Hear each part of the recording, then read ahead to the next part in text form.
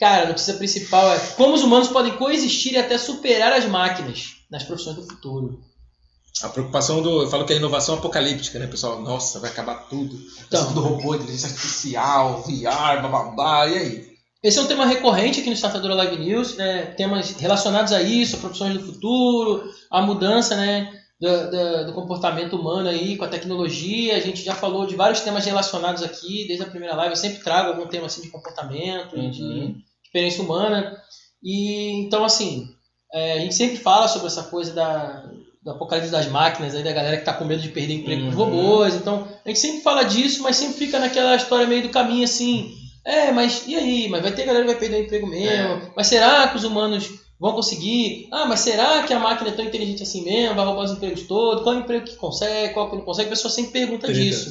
Então aqui o foco dessa vez era focar na vantagem competitiva que a gente tem sobre as máquinas. Muito bom. E como qualquer pessoa realmente consegue. E não só em profissões super avançadas, mas de uma maneira geral. Tem skills aqui que são inclusive skills muito... menos técnicas, menos estudadas, e sim mais naturais. Então, esse era o foco aqui. De novo, a gente vai abordar tema de futurismo de novo. Né? Futurismo tem tudo a ver com pessoas também. Então, tá aqui no texto o destaque aí de um futurista conhecido, que chama Ian Pearson. Ian Pearson, que recentemente ele falou sobre essa coisa de 2050, e o pessoal fala sobre também a coisa da... singularidade tecnológica, que vai ser quando a máquina cria a máquina e tal. E ele falou que chegando em 2050 vai chegar ao ponto da galera se tornar imortal. Os avanços da medicina vão estar tão grandes assim que as doenças que são assim mais comuns, mais tratáveis, elas vão ter cura todas elas. Então, se a pessoa não chegar a pegar uma doença muito cabulosa, e as doenças modernas, tipo, né, diabetes, hipertensão, para coisa que dá infarto, essas coisas, prevenir câncer, essas coisas, não tem mais do que morrer. Se acidente, se cair, se for atropelado, se cair num lugar alto. Então as doenças preveníveis vão diminuir muito e a vida das pessoas vai estender muito. Então, assim, fala imortal, mas é assim, né? Tipo, vai morrer de morte natural só. Então, é que ele prevê chegar ao ponto de começar a reverter as coisas que realmente prejudicam a pessoa na velhice, retardar o envelhecimento, ou até retardar o envelhecimento, ou até retroceder o envelhecimento. Então tem toda uma discussão disso no futurismo com relação à medicina. Então, nessa pegada. Não vai virar criança, mas se parar assim a idade, né, por volta do pico do desenvolvimento do ser humano ali, da fase adulta, sei lá, nos 40 anos, 50, um monte de gente tá feliz da vida, porque se você tiver uma vida saudável mesmo nessa idade, ainda você é funcional na vida, no trabalho, nas outras coisas, né? Então, assim, sobre o futuro do trabalho, ele acredita que a automação vai rolar mesmo, né? E a gente fala muito disso. O que é repetitivo vai realmente conseguir substituir os humanos, mas ele coloca aqui um ponto que essa é uma parte que é chata, que ninguém quer fazer. Então, realmente, ele vê isso como uma vantagem. Então, ele fala que, assim, né, literalmente, pode ser que o nosso trabalho seja tomar uma cerveja com um amigo e saber como ele está. Talvez o Estado até nos pague para isso. Começou a palhaçar. Então, assim, ele está falando que, tipo assim, talvez o trabalho seja atender as pessoas, trocar ideia, fazer a parte de atender, de trocar ideia, e que isso é um negócio que muitas pessoas têm de berço, assim, né, da vida. E que toda outra parte funcional, repetitiva e chata, as máquinas podem substituir o humano tranquilamente. Imaginando que você vai ter uma redução de doenças até que são psicossociais, né, tipo depressão, algumas coisas assim, porque a galera fica, caraca, olha lá a vida do cara. Então, tipo, você poder ter tempo para você ser humano, né? Eu acho, assim, eu também já ouvi muito falar disso, que, por exemplo, a profissão de psicólogo vai ficar muito importante no futuro e tal. Eu concordo que vai, mas eu não acho que toda essa depressão que a galera está tendo agora tem a ver com a tecnologia diretamente, sabe? Não, acho que tem a ver com uma relação, tipo, trabalho, como é que é a pressão na sociedade, onde ela estuda e tudo mais. Você facilitando com acesso às... Eu não acho. Eu acho que o mundo antigo pressionava muito mais e fazia você se esforçar muito mais no trabalho. Imagina, compara com a galera que trabalhava na roça, sabe? Eu acho que a galera fazia trabalho braçal é muito mais esforço, sabe? O problema, para mim, né, que eu analiso disso, é que as pessoas elas estão muito mais mimadas, na verdade, a expectativa delas sobre a vida é muito grande e o preparo delas é muito pouco. Então elas se decepcionam muito porque você cresce. Aquela coisa que eu já falei um pouco disso aqui em outras lives, como os millennials têm por exemplo, esse comportamento de achar que tudo vai acontecer rápido e fácil e simples, e ele vai sair da faculdade, vai virar o CEO do Google, entendeu? A galera tem umas expectativas muito altas e quando ele cai no mundo real, que é diferente da bolha que ele cresceu com a mamãe e papai falando que ele é lindo, que ele é maravilhoso, que ele é o mais inteligente do mundo, que ele vai dominar o mundo, quando ele cai no mundo real e vê que tem um monte de gente muito melhor que ele se decepciona. Uma coisa que antigamente a gente se decepcionava bem mais cedo e já assumia que o mundo era assim, lá nos 10, 11, 12 anos você já sabia que você era uma pessoa comum e que, beleza, tem que se esforçar para conquistar as coisas. Então, eu acho que é muito mais um comportamento social de bolha, de querer proteger as pessoas da vida, e a galera ter vida de adolescente até os 30 anos. Isso causou muito mais prejuízo do que a tecnologia nesse ponto.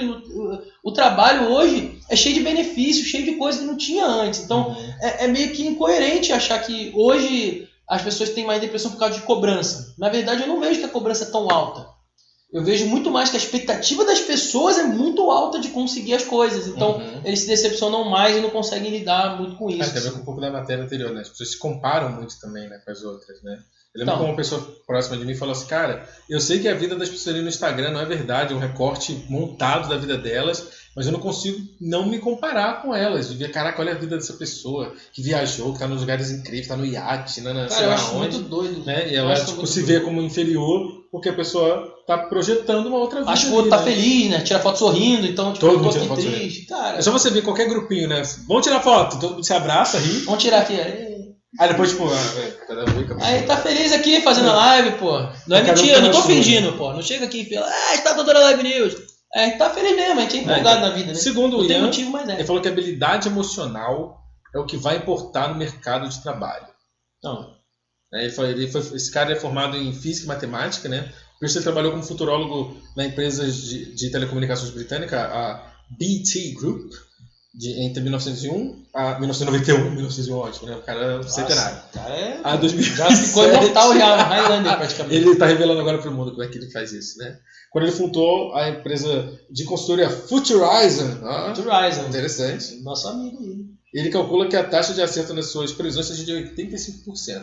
Né? Então, eu previ mesmo, calculei, né, a profecia autorrealizável ali. Tá bom a taxa aí. E ele fez uma entrevista pro pessoal do Estadão, né? Tem algumas frases deles aí nessa entrevista que eu achei interessantes. Então vou ler as perguntas aqui e a gente vai falando sobre o que ele falou em cada uma. Então, a primeira pergunta que fizeram para ele na entrevista foi: como você vê as relações de trabalho nas próximas décadas? Que é um pouco do que a gente adiantou aqui no assunto e falou que a gente vê que o efeito nas pessoas da relação do trabalho é muito mais humana do que o efeito da tecnologia. Então, ele falou que concorda que a automação vai mesmo rolar e que vai dominar as coisas que são repetitivas e as habilidades emocionais elas vão ser mais valorizadas, né? Então, ele falou assim, um fenômeno que vai crescer é o chamado cobot, o trabalho colaborativo de humanos com robôs. Então, né? É um coworking, você e o robô. Então, isso é um negócio que é uma fase, né, transitória entre o que a gente tem hoje. O pessoal que está trabalhando com transformação digital provavelmente vai passar por isso. Sim. Né, de fazer as coisas digitais, mas também com o ser humano atrás, bem manual. Fazer o cobot e depois a transição para o bot. Se é algo que realmente pode ser emulado e automatizado. Um exemplo que a gente pode dar aqui é o Google Duplex, que a gente falou há algumas lives atrás. Se você não assistiu isso, cata aí no replay e assiste a notícia do Google Duplex. Porque, cara, tem coisa que tem ser humano fazendo ainda. Então o Google Duplex está hoje com o bot, por exemplo. A gente aqui, em breve a gente vai lançar uma novidade aí da startadora. Fique ligado. E essa novidade aí vai ter essa característica aqui. Vai ter, é um negócio que a gente quer automatizar e quer botar inteligência artificial, mas que no início vai ter que ser humano e vai ter uma fase cobot aí que a gente vai fazer também. Então é uma das tendências que vai ter muita gente fazendo e o bot junto ali, talvez no machine learning, para ir aprendendo como é que faz aquela coisa em si.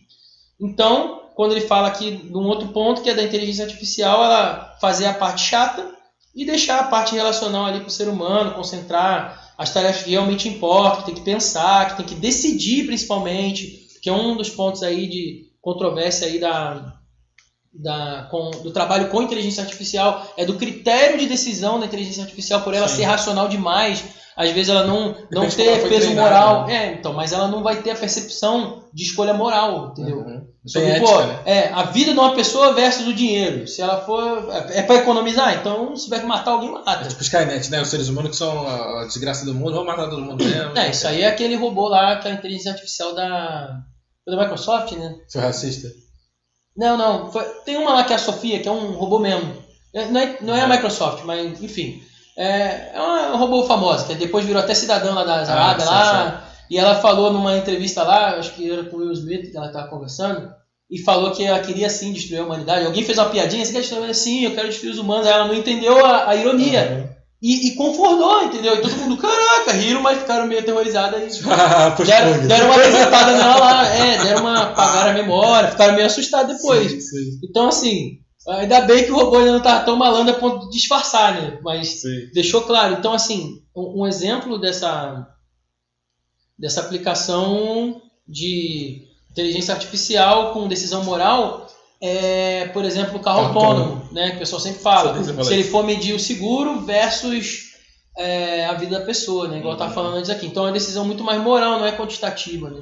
Apesar de ser possível talvez quantificar, se a inteligência tiver muita sinapse, ela talvez possa medir o efeito cascata da vida daquela pessoa em dinheiro também. Mas no primeiro momento não, mas qual é a moral que você pode dar para uma máquina decidir esse tipo de coisa? Então, a decisão em geral vai acabar sendo humana, a máquina vai talvez perguntar, falar, tem isso, marca o X aí, porque eu não sei escolher. Eu sei analisar, mas eu não sei tomar decisão. E aí fizeram outra pergunta para ele, né, se essas mudanças no trabalho, né, tipo, mesmo com foco na inteligência emocional, né, que ele fala que mudar do QI da inteligência, né, que ele falou aqui, né? Coeficiente de inteligência por coeficiente emocional. Exatamente, QI e QE, né? Então, que é como se fosse medir a inteligência emocional, né? E o QI, né, que é o quantitativo de inteligência lógico-matemática. Eu lembro que o negócio de QI e QE, né? O Paulo Quirino, que é o cara que é o líder da parte do programa de Creative Startups lá da Samsung, ele falou uma coisa que eu achei muito interessante. Ele falou, cara, todo pós-doutorado não sabe amarrar o sapato. Ele falou uma parada assim, tipo, uma zoeira. Assim, sempre quando alguém é muito inteligente por um lado, tem coisas básicas que ele é muito tosco. Mas isso daí é trade-off na vida, tudo é assim. Tudo é assim. É que nem sempre esse trade-off do que a pessoa não sabe é um negócio que a gente consegue perceber. Mas observando a vida, eu já reparei isso aí também. Primeiro em mim também, que eu vi uns bagulho bizarro que eu não sei, e que é muito fácil. E outras coisas que outras pessoas também manifestam às vezes não saber, que eu fico às vezes meio abismado e falo, putz, é isso. É verdade. Eu acho que todo mundo tem isso um pouco. Sim.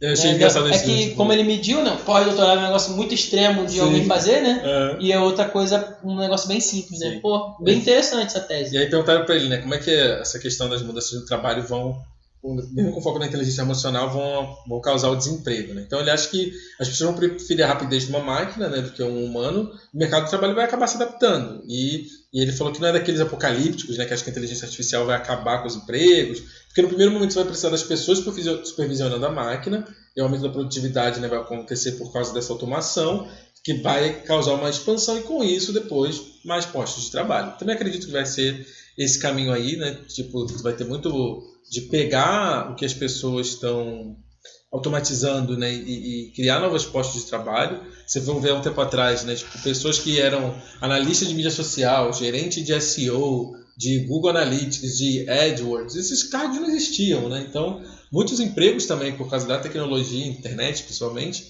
foram criados também, né? Outro dia eu vi uma lista de possíveis profissões no futuro, né? Possíveis não, prováveis.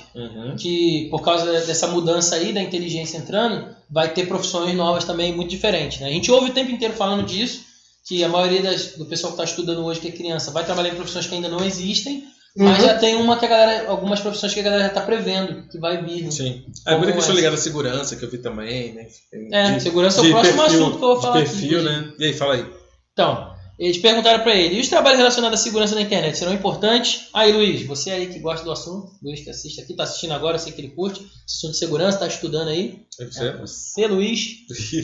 Então, eles perguntaram para ele, ele falou que sim, que esse é um trabalho super importante e crítico e que a máquina vai fazer isso melhor que o humano, por exemplo. Vai fazer muito melhor. Porém, tem que ter um humano olhando, porque a partir do momento que a máquina fechar uma brecha, por exemplo, como o ser humano é espertinho e engenhoso, ele vai fazer uns negócios que a máquina vai demorar para aprender. Toda vez a máquina vai aprender o que ele fez e qualquer falha do passado vai ser eliminada, mas novas que o ser humano explorar, a máquina não vai conseguir aprender se o humano não ensinar para ela. Porque tem coisa engenhosa do ser humano ali que a partir de quando ele souber que é uma máquina e que a máquina é ingênua em certo ponto, ele vai conseguir burlar ela. Por exemplo, então precisa. Tem uma das coisas que tem uns cargos meio complexos, né, que algumas pessoas trabalham, não conseguem trabalhar muito tempo, que são as pessoas que fazem moderação de coisas que foram denunciadas, por exemplo, né? Então, sei lá, alguém botou um vídeo de alguém matando outro decapitado no YouTube e alguém foi lá e denunciou. Então, tipo, existem pessoas, são seres humanos, né, que vão lá e tem que ver aquele negócio pra ver se aquilo, tipo, tá fora da coisa. Procede mesmo. Vê muita coisa nada a ver, assim, tipo, e aí são pessoas que não conseguem ficar. Vi uma matéria no dia falando sobre isso, né, que as pessoas são acompanhadas por psicólogos, assim, que essas pessoas que trabalham fazendo essas moderações e que, assim, tem muita coisa, muito de todo o dia que tem que ser meio que rápido, né, tomar decisão rápida ali. Eu espero que seja umas coisas que, por exemplo, você não precisa mais estressar um ser humano de ver coisas, sei lá, sangrenta, corpos, sei lá, tem coisa de pedofilia, sabe? Tem umas coisas assim que... Coisas são muito óbvias, né? Muito horríveis, porque né? Tem o contrário também. Por causa dessa polarização política, tem muita gente que faz ação em massa para derrubar a página de alguém fazendo isso, para conseguir censurar. Sim. E aí a pessoa tem que pedir, porque já tem muita gente denunciando, então o que eles fazem? Bloqueia primeiro e analisa depois para ver se procede ou não. E às vezes tem umas coisas nada a ver também. Então a máquina consegue filtrar para conseguir blindar mais o humano das coisas desagradáveis de coisas extremas e também não deixar coisas assim acontecerem que são ali mal intencionadas para poder derrubar. Então, perceber todo mundo fazendo aquilo ali, fazer um monitoramento das ações ali, né, da pessoa e já consegue tomar uma decisão melhor. Isso é uma das coisas que eu realmente acredito e gostaria, né, que tivesse mais. Assim como a gente tem agora robôs, por exemplo, que vão desativar bombas, né? E assim, coisas que não precisam de mais de ser humano, né? Tipo, fazer trabalho de mineração, né? Tipo, mergulhar em água profunda, sei lá, com a pressão que tem. Então, assim, tem umas coisas que realmente não precisa mais que seres humanos se arrisquem para isso, né? Eu quero mais que a tecnologia faça mesmo e que não tem ninguém trabalhando em coisas que podem ser tóxicas ou perigosas ou que pode, enfim, deixar uma sequela física ou até mental na pessoa, né? Pois é. Seguindo aqui então, ó, fizeram outra pergunta para ele, que é o seguinte: se na opinião dele, quais áreas vão favorecer os novos empregos do futuro? No futuro, né? Então ele listou aqui, para vocês saberem, ó, a impressão 3D, a inteligência artificial e a robótica são os três principais. Essa tríade aí que é o que vai bombar mesmo. Então segura aí, lembra bem. Impressão 3D, inteligência artificial e robótica. Que são as coisas mais destacadas. Então, mesmo coisas como novos tipos de dinheiro, né? O blockchain, né? Tipo, criptomoeda, né? Também estão nessa categoria. Todos vão criar mais que destruir. Então, o pessoal sempre fala disso, né? Tipo, vai destruir emprego, vai ficar desempregado, vai criar mais. Ele estima aqui que vão ser 5 trilhões a mais na economia só por causa disso. Por causa da automação e da AI aí tomando conta dessas partes repetitivas. Porque uma vez que você conseguir a automatização e botar a máquina, realmente vai custar menos, vai ficar 24 horas, tem muita vantagem de botar a máquina para produzir, se você consegue alocar aqueles humanos em outras funções. Até coisas que são trabalhos desumanos, né? Que a gente sabe que existe escravidão em alguns lugares, ou situações análogas à escravidão, né? Seja em fábricas, por exemplo, em alguns países asiáticos, seja também no campo, em alguns lugares na África também, né? Então, e já ouvimos relatos até aqui no norte e nordeste aqui do nosso país. Então, assim, é muito bom, sim, que a gente tenha mais máquinas para poder fazer as coisas, que a gente não precise arriscar vidas humanas para nem animais, né? Para isso também. Pois é, ele falou aqui que a abordagem dele sobre isso é otimista, e ele falou uma frase assim, ó: há 2 anos estávamos com medo da automação. Eu não digo nem há 2 anos, né? Até hoje eu estou vendo as pessoas com medo ainda. Mas ele falou assim, e de repente ela é a melhor coisa que já aconteceu. Então, assim, ele está muito empolgado, muito feliz com isso aí. Eu também sou dessa linha, mais otimista sobre a tecnologia, principalmente, né? A inovação a gente não precisa nem falar, porque a inovação é muito mais pessoas mesmo. Sim. Mas sobre o futuro da tecnologia em si, sim, tenho sido bem otimista e acho sim que a tecnologia vai seguir a linha mais humana, mais da natureza humana, né? O Luiz botou aqui na questão de segurança, que ele estudou sobre falhas sistemáticas. Ele diz aqui que uma falha sistemática é um tipo de falha que é causada por um erro de projeto no sistema. Ele falou que o ruim de delegar 100% para as máquinas a questão da segurança é que se houver uma falha sistemática vai ser muito difícil de consertar ou até mesmo de identificar, né? Então, eu acredito que assim, a questão da máquina poder fazer uma curadoria, um filtro é o melhor caminho, né? Dessas questões aí, e querendo ou não vai ter que ser os logs, as supervisões, e algum ser humano vai precisar também de vez em quando dar uma olhadinha ali, né? E tem uma coisa que é curiosa, assim, antes da gente partir para os avisos finais aqui, que eu estava vendo que assim, eu estou vendo dois movimentos acontecendo no mundo, né? De um lado você tem a questão da automação, da tecnologia, da disrupção tecnológica, vindo cada vez mais, né? A gente estava até conversando hoje com uma empreendedora amiga minha que aqui onde, por exemplo, a gente fica aqui na Sacadora, no escritório, ou aqui mesmo onde a gente está morando, a gente tem muitos serviços dessas novas startups, né? Que tem de tudo, desde o iFood ao patinete, né? Você tem muita... Sim, todo mundo tem muito aqui pertinho, né? Então, assim, eu acredito que isso vai cada vez mais existir, né? Mas, ao mesmo tempo, eu estou vendo um movimento grande também das pessoas se voltando para si mesmas, né? Tipo, de wellness, né? De mindfulness, né? Você tem a questão das pessoas se preocupando com a alimentação, com o exercício, com o que ela compra, né? Tipo, olhando o rótulo. Mesmo que você veja assim, que tem umas coisas que são meio absurdas, que é a parte, o canudo, que seja, tá? Mas assim, você vê um movimento de preocupação com o planeta e consigo mesmo e com o próximo, né? E com a cadeia produtiva também, né? Então, a questão de você não usar o movimento mais do orgânico, né? Enfim, tem uma série de coisas. E que eu estava pensando, cara, como é que esses mundos vão se interligar, né? Eu tenho a tecnologia, a robotização, a automatização de um lado, e eu tenho a, tipo, slow life, né? Tipo, eu tenho a coisa mais de preocupação aqui. Então, eu acho que aqui é a combinação que eu realmente acredito, que é o que o Ian falou aqui, né? Que é você ter, de um lado, a tecnologia te ajudando a tirar os trabalhos ou os esforços que são perigosos ou chatos ou repetitivos, né? O lance do ler lá, né? Você tem tipo o problema que você está lá todo dia fazendo a mesma coisa, né? Ou filmes tempos modernos lá do Chaplin, né? Fazendo lá, apertando as coisas, etc. E ao mesmo tempo você tendo mais tempo para você ser humano, né? Então eu acho que esse é o caminho realmente de você unir os dois movimentos grandes, né? De olhar para dentro de si, olhar para o planeta e para o próximo, e ao mesmo tempo usar a tecnologia para substituir aquilo que a gente não precisa fazer de fato. Eu acho que o único problema dessa tendência aí é o marco regulatório, né? Porque apesar da gente achar melhor, pode ter gente que não ache e eu acho isso ok, sabe? Que, por exemplo, tem a gente que queira trabalhar menos, por exemplo, porque tem a máquina lá para trabalhar menos, mas tem gente que pode querer trabalhar muito. Sim. E começar a ter lei que proíbe, porque tem a máquina, sim. Porque o que acontece? A empresa quer produzir, mas se o governo restringe e fala assim, cada funcionário só pode trabalhar nesse período, aí realmente as empresas vão preferir as máquinas do que os humanos várias vezes, porque a empresa não vai fazer... o robô não vai processar a empresa, não vai pedir processo trabalhista, nada disso. Assim espero, né? Assim espero que ninguém crie legislação para proteger o robô no futuro, né? Sim. O pessoal se apegue... Tem o Greenpeace, vai ter o Robot Peace. Que o pessoal humanize as máquinas e comece a ficar com peninha do robô e achar que o robô realmente tem consciência, porque se ele começar a se comunicar muito, a pessoa pode, né, se apaixonar e querer criar direitos para as máquinas. Eu espero que não entre para esse lado. Se for para esse lado as coisas, realmente a vida humana vai ficar complicada. Mas espero eu que não chegue nesse ponto e aí sim...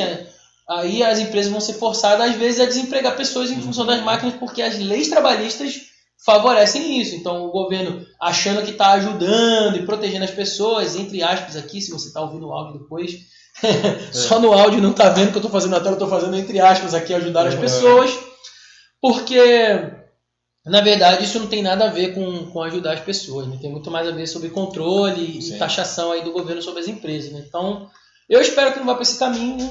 Que as pessoas tenham escolha, quem quiser trabalhar muito trabalha, quem quiser trabalhar menos trabalho. Eu acho que o futuro de saber lidar com as relações de trabalho é a mesma coisa que eu falei do like do Instagram hoje aqui. É dar escolha para a pessoa tomar conta da própria vida, dar autonomia para a pessoa decidir. Coisas que hoje a gente tem, a lei é muito complicada, né? E eu acho que a tecnologia está ensinando isso para a gente hoje, porque a democracia, os modelos políticos, eles são muito velhos, muito antigos e não se atualizaram. Sim. Mas a tecnologia evoluiu na relação social com as pessoas, muito mais que a política, por exemplo. E ela tem nos ensinado que criar mecanismos para que as pessoas escolham é mais eficiente do que criar um padrão de cima para baixo. Então, se a gente conseguir no futuro ter um modelo de governo mais nessa linha, Exemplo, a Previdência aí. Eu poderia escolher contribuir para a Previdência ou não. Por que tem que ser ou todo mundo ou ninguém? Por que não poderia as pessoas escolher quem quer e quem não quer? Então, criar um modelo de lei no futuro, né, futurizar o sistema legislativo seria meio que criar alternativas para as pessoas escolherem o que elas querem seguir ou não. E elas terem responsabilidade pelo código de leis que ela adotou para si. Então, eu acho que é um passo aí, uma evolução interessante, né? Que o marco regulatório talvez é o maior problema nessa relação de trabalho hoje, e colocando as máquinas vai ficar mais complexo ainda. Mas não a tecnologia de forma nenhuma, eu acho que a tecnologia fica no caminho. Muito bom, muito bom. Então, segundo aqui a Valéria falou que também está otimista, e terminamos aí o nosso comentário das matérias do dia aí, né?